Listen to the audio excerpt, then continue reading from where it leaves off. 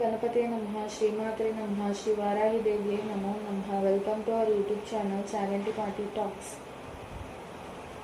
కోరిన కోరికలు తీర్చే సుందరాకాండ 37వ రోజు పారాయణము. విభీషణుడు హనుమంతుని మాటలు వింటున్న రావణుని క్రోధం అంచులు దాటి ఈ వానరుకి శిరచ్ఛేదం చేయండి అన్నాడు. అది విని విభీషణుడు రాక్షసేశ్వర ఆవేశాన్ని విడిచి క్షమాహృదయంతో విషయం పరిశీలించాలి. విచక్షణ కల ప్రభువులు దూతకు శిరచ్ఛేదం చేయరు. అది రాజనీతి విరుద్ధం. లోకం దానిని గర్హిస్తుంది. ధర్మవిధుడవు రాజనీతి నీకు కర్తామలకం.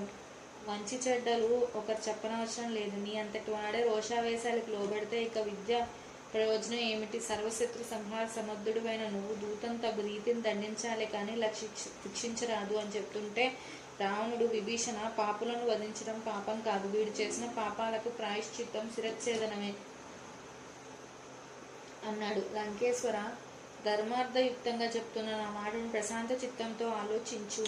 యుద్ధాల్లో కూడా దూతను వధించరాదని పెద్దలు చెప్పారు. వీడు బాగా విర్రవీగుతున్న శత్రువుని అంగీకరిస్తాను. మనకు చాలా నష్టం కలిగించి ఎంతో అపకారం చేశాడు. అయినా వీడు దూత మాత్రమే. కొరడాలతో కొట్టడం, బుర్రగొరిగించడం, కాలో చేయో విరిచేయడం ఇవి దూతకు విధించే శిక్షలు. అంతే తప్ప దూతను వధించినట్టు మనం వినలేదు. యుక్తాయుక్తాలు ఎరిగి వినీతుడుగా ప్రఖ్యాతి పొందిన నువ్వే ఆవేశానికి లొంగితే ఏం కావాలి? నిగ్రహం వివేక లక్షణం. ధర్మ నిర్ణయంలో నిన్ను మించిన వారు లేరు. జ్ఞానంలో లోక వ్యవహారం ఎరిగిన ధీమంతుడు. నీ పరాక్రమం దేవాసులకే తలవంచనిది. ఈ వానరుని చంపి మనం సాధించగలిగింది లేదు. వీడి ప్రభువుని చంపాలి. ఇప్పుడు వీడిని చంపితే ఈ విశాల సముద్రం దాటి మరొక చారుడు వచ్చే అవకాశం కనపడదు. వీడు తిరిగి వెడితే తప్ప ఆ మానవ ప్రభువులకు లంకకు యుద్ధానికి రాలేరు. పరాక్రమం, ఉత్సాహం, ధైర్యం గల నీకు యుద్ధం ప్రీతులైన అనుచరులు కోట్ల సంఖ్యలో ఉన్నారు.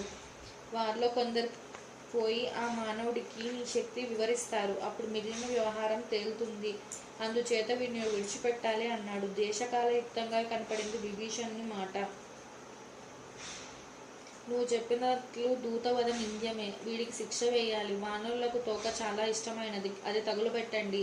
అప్పుడు వీడి వికృతాకార చూసి వీడి బంధుమిత్రులు ఆనందిస్తారు. ఈ తోక అంటించి వదిలిపెట్టండి అని ఆజ్ఞాపించాడు. అది విన్న క్షణంలో రాక్షసులు తమ తమ గృహాల్లోని పాతగుడ్డలు తెచ్చి హనుమంతుని బాలానికి చుట్టడం ఆరంభించారు.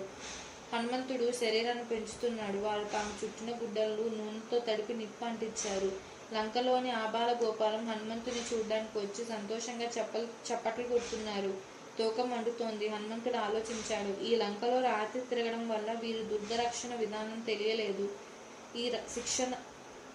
ఈ శిక్షతో వీరు నగరమంతా తిప్పి నాకు మేలు చేస్తారు అని సంతోషించాడు. శంఖబేరి ధ్వనాలతో నగరమంతా తిప్పుతున్నారు. వీడు గూఢచారి అని అరుస్తున్నారు. వీధులను హనుమంతుని చూసే రాక్షస స్త్రీలతో నిండాయి. ఈ వార్త సీతాదేవికి చెప్పి సంతోషించారు కొందరు. వింటూనే సీతాదేవి మనసా అగ్నిహోత్రుని ప్రార్థించింది.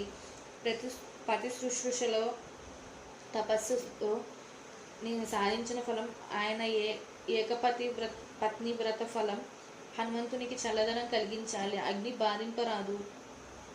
ధీమంతుడైన రామునికి నా మీద దయ ఉంటే, నా అదృష్టం లేసమైనా మిగిలితే, నా మనసు రామ సమాగమ కాంక్షతో ఉన్నదని ఆయన గ్రహిస్తే, సుగ్రీవుడు సత్య ప్రతిజ్ఞుడై నన్ను ఉద్ధరించే సంకల్పంతో ఉంటే, అగ్నిజ్వాలలో హనుమంతుడికి మలయ పవనాలు కావాలి అని అనుకుంటున్నది.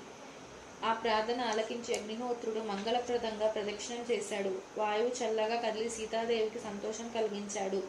కనకల్లాడుతూ సికలేచే అగ్ని చల్లగా సోకుతూ మారుతికి ఆశ్చర్యం కలిగించింది. వాలాగ్రం మరీ చల్లగా ఉంది. నిన్న సముద్రం దాటుతుంటే మైనాకుడు సహాయపడటానికి వచ్చాడు. వాడే అలా వచ్చినప్పుడు రామకార్యార్థినై నా యందు అగ్ని అనుగ్రహం చూపకుండా ఉంటాడా? రాముని తేజస్సు, సీతాదేవి సౌశీల్యం, నా తండ్రి వాయువుతో ఉన్న సఖ్యం, ఈ కారణాల చేత అగ్నిహోత్రుడు నన్ను అనుగ్రహించి ఉండాలి అని భావించి సింహగర్జన చేసి ఒక అంగలో నగర ద్వారానికి ఎగిరాడు. దేహాన్ని సంకుచం చేశాడు. కట్టిన త్రాళ్ళన్నీ జారిపోయాయి. మళ్ళీ పర్వతమంత పెంచాడు దేహాన్ని. ద్వారానికి ఉన్న దూలం లాగి ద్వారపాలకులను నేల కూర్చాడు. లంకా నగరం అంతా కలయజూశాడు. అగ్నిశిఖలతో నిండిన లాంగులంతో ఆదిత్య మండలంలా కనిపిస్తున్నాడు. 37వ రోజు పారాయణం సంపూర్ణం. Please subscribe our channel. జై శ్రీరామ్. Thank you.